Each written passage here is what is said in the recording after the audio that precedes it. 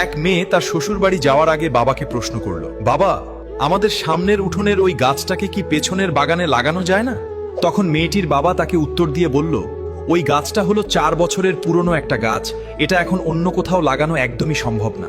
এখন যদি এই গাছটাকে অন্য কোনো জায়গায় নিয়ে লাগানো হয়, তবে সেটা নতুন মাটিতে নিজেকে মানিয়ে নিতে পারবে না এবং গাছটা মরে যাবে। নিজের বাবার মুখে এই কথা শোনার পর মেয়েটা তখন হাউমাউ করে কাঁদতে কাঁদতে বাবাকে বলতে লাগলো, আচ্ছা বাবা, একটা কথা বলো তো, 4 বছরের একটা পুরনো গাছ যদি অন্য জায়গায় নিজেকে মানিয়ে নিতে না পারে, নতুন মাটিতে নিজেকে একদমই বাঁচিয়ে রাখতে না পারে, তাহলে আমি তো তোমার এই ঘরে 20 বছরের পুরনো একটা মেয়ে।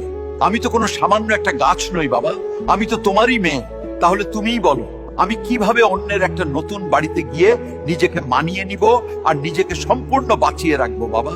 মেয়ের মুখে এমন একটা কথা শোনার পর তার পরিবারের সবাই যেন একদম অবাক হয়ে গেল, আর তার বাবা অঝরে হাউমাউ করে কাঁদতে লাগলো। আসলে আমরা ছেলেরা মেয়েদের জীবনটাকে যতটা বেশি সহজ বলে মনে করি, তাদের জীবনটা কিন্তু ততটাও বেশি সহজ নয়, অনেক কঠিন। তাই আমি এই পৃথিবীর প্রত্যেকটা ছেলেকে বলবো, আপনারা সবাই দয়া করে মেয়েদেরকে মন থেকে সম্মান করতে শিখুন এবং তাদের ভালোবাসুন।